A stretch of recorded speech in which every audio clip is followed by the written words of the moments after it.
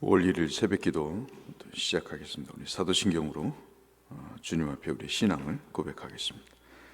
나는 전능하신 아버지 하나님 천지의 창조주를 믿습니다. 나는 그의 유일하신 아들 우리 주 예수 그리스도를 믿습니다. 그는 성령으로 잉태되어 동정녀 마리아에게서 나시고 본디오 빌라도에게 고난을 받아 십자가에 못 박혀 죽으시고 장사된 지 사흘 만에 죽은 자 가운데서 다시 살아나셨으며 하늘에 오르시어 전능하신 아버지 하나님 우편에 앉아 계시다가 거기로부터 살아있는 자와 죽은 자를 심판하러 오십니다.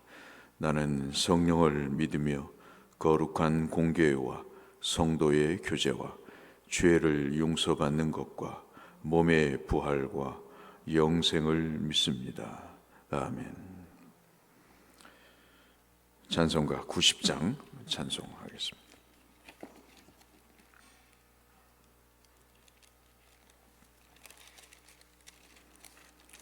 찬송 90장 주 예수 내가 알기 전. 찬송가 90장입니다. 주 예수 내가 알기 전 날 먼저 사랑했네. 그 크신 사랑 나타나 내 영혼 거듭났네. 주 내 맘에 늘 계시고 나 주의 안에 있어 저 포도 비유 같으니 참 좋은 나의 친구. 내 친구 되신 예수님 날 구원하시려고 그 귀한 몸을 버리사 내 죄를 대속했네. 나 주님을 늘 믿으며 그 손을 의지하고 내 몸과 마음을 바쳐서 끝까지 충성하리. 내 진실하신 친구여 그 은혜 내려주사 날 항상 보호하시고 내 방패 되옵소서. 그 풍성한 참 사랑을 네 능히 끊을 소냐.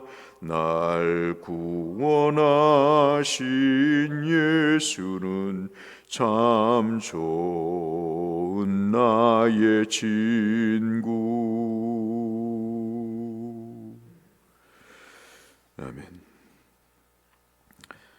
오늘 함께 나눌 말씀은 역대하 26장의 말씀이 되겠습니다. 역대하 26장 두 군데를 보겠는데요.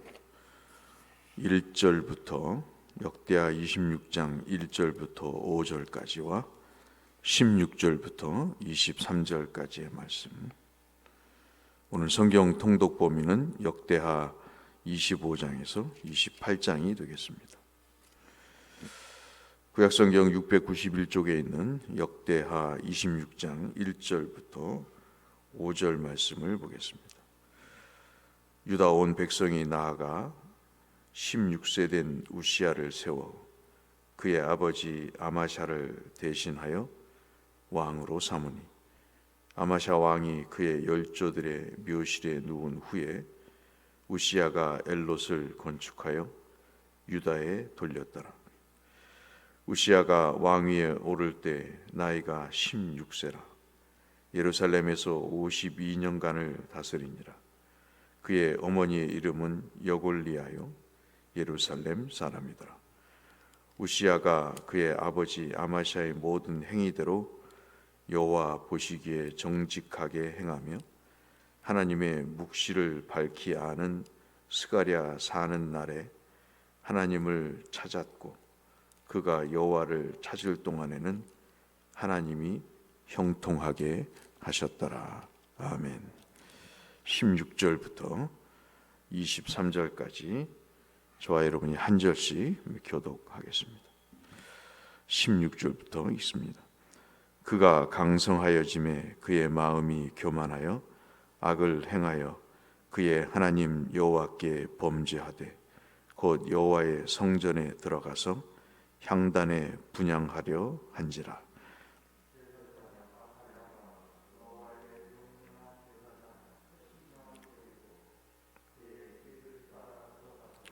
우시야 왕 곁에 서서 그에게 이르되 우시야여 여호와께 분향하는 이 일은 왕이 할 바가 아니요 오직 분향하기 위하여 구별함을 받은 아론의 자손 제사장들이 할 바니 성소에서 나가소서.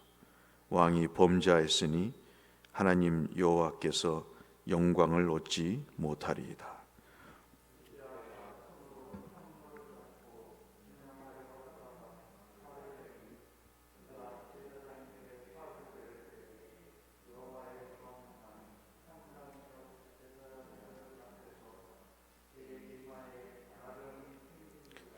대제사장 아사랴와 모든 제사장이 왕의 이마에 나병이 생겼음을 보고 성전에서 급히 쫓아내고 여호와께서 치심으로 왕도 속히 나가니라.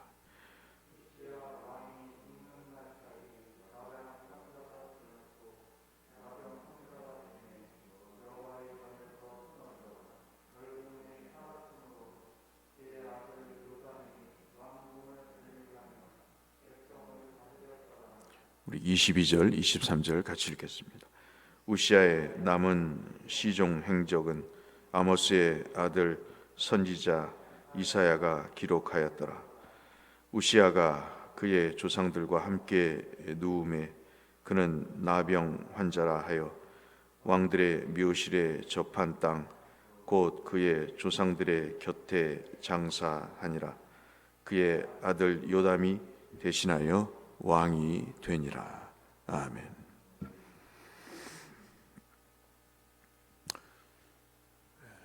좀 삶을 살아보면 처음에는 좋은 평판을 받다가도 그리고 신뢰를 얻다가도 기업이든 개인이든 그 처음에 품었던 마음과는 달리 마지막에 몰락하거나 또는 오명을 뒤집어 쓰는 그런 경우들이 참 많이 있습니다. 그만큼 처음 마음 가진 것이 유지하기가 쉽지 않다는 그런 의미가 되겠죠. 유다의 10번째 왕입니다.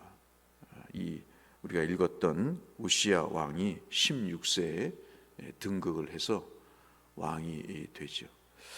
지금은 16세가 그렇게 많은 나이가 아니지만 사실 이때 당시는 단명하는 그런 시기도 있고 그리고 또 조혼이라고 하는 일찍 결혼하는 것이 있어서 16세가 그렇게 어린 나이라고 보기에는 좀 그렇지만은 좌우간 아버지의 뒤를 이어서 왕이 됩니다. 1절에서 5절까지 말씀을 보시면 우시야에 대한 일반적인 평가를 이야기를 합니다. 역사는 평가죠.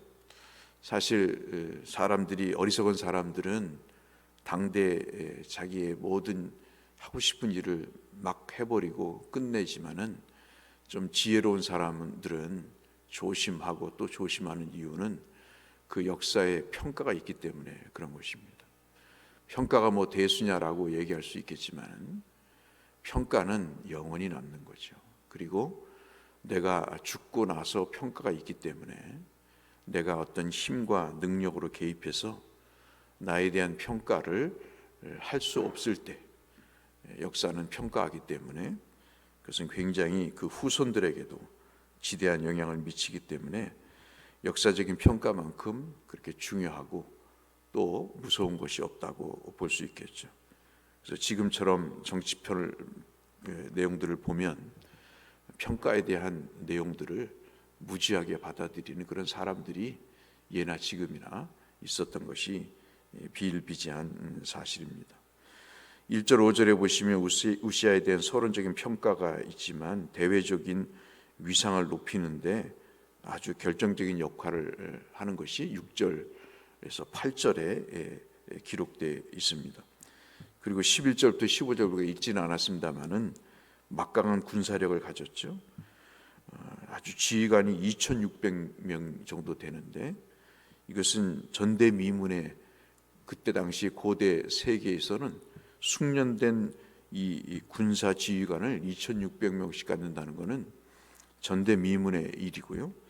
그리고 병사들이 아주 훈련된 병사들이 30만 7천 명이 넘습니다. 30만 대군이죠. 우리가 지금 60만 대군이라고 하는데 이때 고대 당시에 인구도 많지 않은 상황에서 30만이 넘는 숙련된 아주 잘 훈련된 이 군사들이 있었다는 것은 굉장한 노력과 그리고 헌신이 있었던 그런 결과물인 것이죠.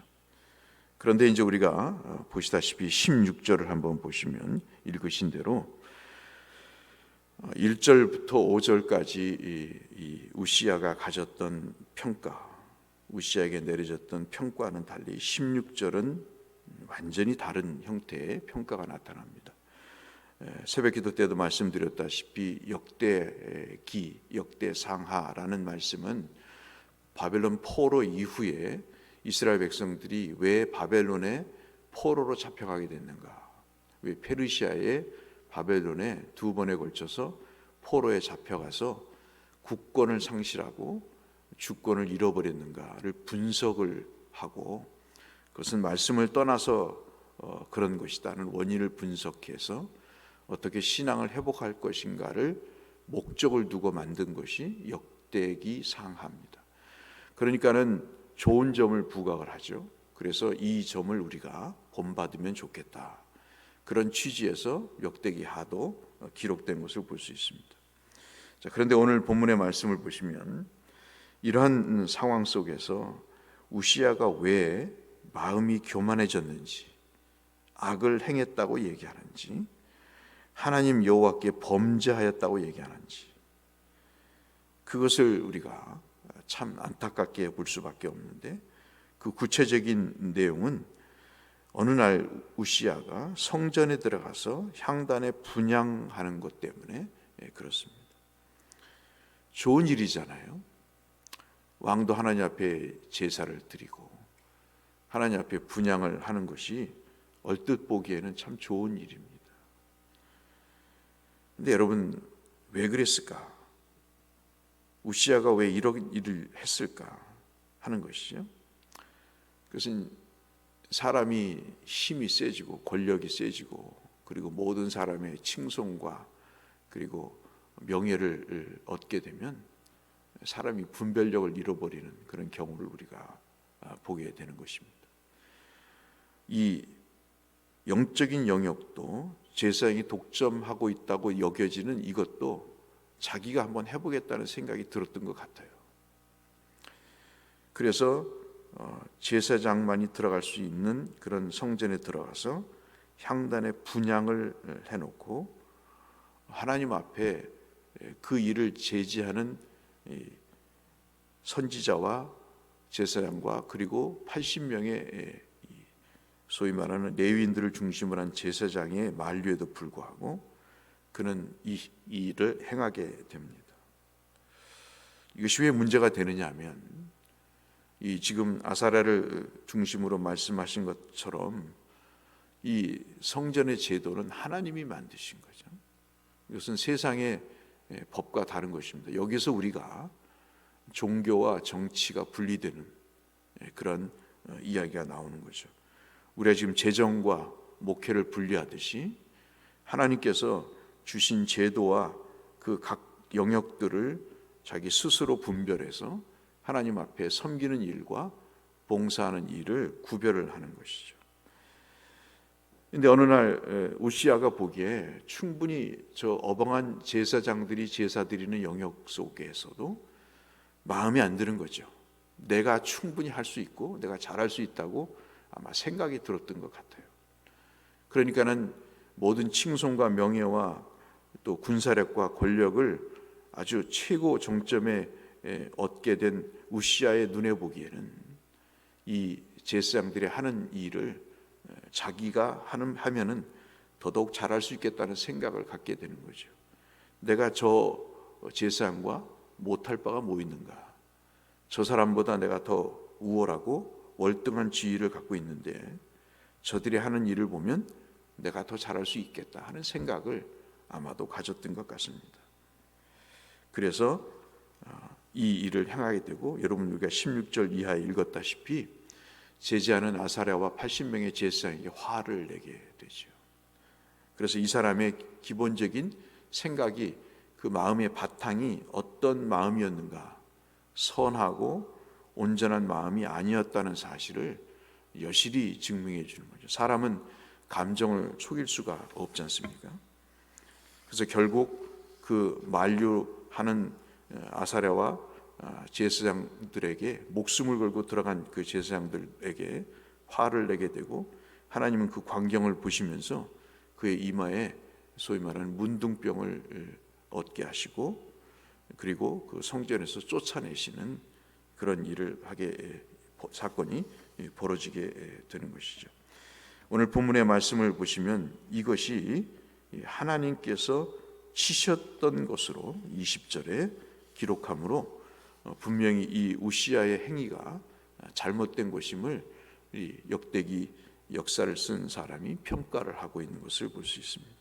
오늘 이 아침에, 주일 아침에 우리가 참 3년 만에 주일 예배 전에 새벽 기도를 드리는데, 우리가 새해를 시작하시면서 마음에 다짐하고 또 각오하신 바가 있을 것입니다. 나의 삶의 자리에서 내가 할 수 있는 일들, 하나님으로부터 내게 부여받은 그런 중요한 사명들, 그런 것들을 내가 충실히 감당할 때 하나님은 좋은 결과들을 주신다는 것을 우시아를 통해서 우리가 확인해 볼 수 있는 거죠. 또한 그 영역을 제대로 수행하지 못하고 다른 영역에까지 간섭하고, 그리고 입방아를 찍고 하나님 앞에 만든 제도를 제대로 수행하지 못할 때 우시아와 같은 이런 비극적인 결과를 낳게 됩니다. 여러분, 오늘 22절부터 23절을 우리가 같이 읽었는데, 22절로 23절은 우시아가 죽은 이후의 평가를 얘기하는 겁니다. 이 사람은 왕이지만 유일하게도 왕의 묘실에 묻히지 못합니다. 한센병이 걸려서 왕의 묘실에도 묻히지 못하고, 오늘 본문에 보시면 22절부터 보시면 왕의 묘실 곁에 묻히게 되죠. 그러면서 이 사람에 대한 평가를 내리게 됩니다. 23절을 보시면 그는 나병 환자라 하여 왕들의 묘실에 접한 땅 곧 그의 조상들의 곁에 장사하니라. 그의 아들 요담이 대신하여 왕이 되니라 라고 기록하면서 평가하고 있는 것을 우리가 볼 수 있습니다. 인생의 결론적인 평가, 그리고 최종적인 평가는 분명히 있습니다. 그것이 사람이 평가하든 하나님이 평가하든 그것은 평가할 것입니다. 우리 대곳교회 역사도 그렇겠죠. 저에 대한 평가도, 장로님이나 권사님들에 대한 평가도 분명히 역사 속에 있을 것입니다. 그러나 더더욱 중요한 것은 그 결론적이고 최종적인 평가가 하나님께서 내리신다는 거죠. 하나님께서 내리시는 평가의 때가 있다는 생각을 가질 때 우시아와 같은 착오적인 행동은 아마도 없을 것이라는 묵상을 해보게 되는 것입니다. 우시아는 형통한 이후에 하나님을 찾지 않았다고 이야기하고 있습니다. 그래서 우리가 1절부터 5절까지, 그리고 16절부터 마지막 23절까지 읽으면서 그 온도 차이를 우리가 확인해 볼 수 있었던 것이죠. 처음 마음을 갖는 것, 처음에 각오와 다짐을 갖고 주님 앞에 섬기는 것, 그것이 얼마나 중요한가 하는 것을 처음으로 얘기하고요. 두 번째는 인생의 최종 평가, 결론적인 평가가 하나님께 있다는 사실을 우리가 생각할 때 우리는 좀 더 우리의 인생의 옷깃을 여미면서 하나님 앞에 살 수 있지 않을까 하는 생각을 해보면서 이 말씀을 나눠봅니다. 하나님 앞에 우리의 최종 평가를 맡기는 그런 마음으로 오늘 하루도 주님 앞에 섬기시고 살아가시는 복된 하루가 되시기를 주의 이름으로 축원합니다. 거룩하신 아버지 하나님, 사람의 좋은 평가, 모여서 험담을 하는 일이 우리에게도 참 괴로운 일인데, 역사적인 평가는, 특히 하나님이 내리시는 평가는 얼마나 무섭고 두려운 일인지, 그 평가가 죽은 이후에 분명히 있지만 살아생전에도 우시아처럼 이마에 문둥병이 걸리는 하나님의 직접적인 평가도 있음을 저희들이 확인합니다. 전능하신 아버지 하나님, 내 속에 무슨 선한 것이 있는지 우시아를 보면서 다시 한번 확인하며, 내 속에 무슨 지혜가 있는지, 어리석음과 추악한 죄들만이 있음을 하나님 확인하면서 매일매일 실족하지 않고 하나님 앞에 평가받는 마음으로 복된 삶을 살아가며, 그래서 우시아처럼 처음과 끝이 다르지 않고 하나님 아버지 처음과 끝이 동일하게 하나님의 복을 받아 누리는 우리의 삶이 되게 하여 주옵소서. 예수님 이름으로 기도드렸습니다.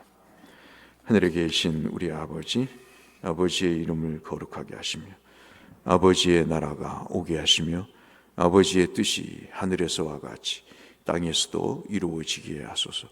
오늘 우리에게 일용할 양식을 주시고 우리가 우리에게 잘못한 사람을 용서하여 준 것 같이 우리 죄를 용서하여 주시고 우리를 시험에 빠지지 않게 하시고 악에서 구하소서. 나라와 권과 영광이 영원히 아버지의 것입니다. 아멘. 몇 차례 광고와 전화를 드렸다시피 오늘부터 예배가, 모든 예배가 금요 철야까지 정상하게 되겠습니다. 새벽 기도는 주일부터 금요일까지, 그리고 금요 철야가 다시 회복이 되고 오후 예배가 회복이 되고, 여러분들이 전화를 하셨는데 문자를 드렸음에도 불구하고 오늘 9시 예배는 이제 없고 11시 예배만 있겠습니다. 그리고 오후 3시에 오후 예배가 있겠습니다. 당분간 식사는 보리하는 것으로 그렇게 해나가면서 점차적으로 회복되는 그런 단계를 밟아가겠습니다.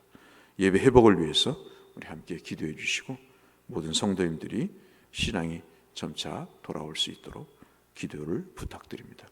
우리 주님 앞에 이런 기도 제목을 가지고 오늘 주신 말씀을 가지고 기도함으로 주 앞에 나가시도록 하겠습니다. 기도하겠습니다. 사랑하시는 아버지 하나님, 감사합니다. 참으로 꿈만 같은 3년의 시간을 지내고 아직 마스크를 벗지 않은 상황이지만 여러 해제 조치들이 이루어지고 있습니다. 하나님 아버지, 이러한 상황 속에 우리의 모든 몸과 마음도 회복되게 하시고 특별히 우리의 믿음이 회복될 수 있도록 주 하나님이 은혜 베풀어 주시고, 지금까지 어떠한 삶이었든 간에 앞으로의 삶에 하나님 앞에 은혜를 구하고 그 은총과 복락의 주님 앞에 우리의 영혼의 무릎을 꿇고 기도하며 하나님을 바라보며 주께서 우리에게 주신 귀한 분복들을 받아 누리는 하나님의 살아있는 백성들로 회복시켜 주시고, 연약한 자들, 하나님 마음이 아픈 자들 치료해 주시고, 하나님 아버지 온전케 하여 주셔서 주를 마음껏 찬양할 수 있는 복된 영혼들, 되게 하여 주옵소서. 오늘 주일 예배를 주께서 받으시고 하나님 아버지 왜 순서 말씀마다 주의 복된 은혜를 내려오셔서 하나님과 깊이 영적인 하나님 아버지 연합의 기쁨을 누리는 예배의 시간 주일이 될 수 있도록, 특별히 73주년 설립 기념일을 맞이하는 대곡교회 하나님의 한량없는 축복과 은혜를 베풀어 주시는 주의 역사가 있게 하여 주시옵소서.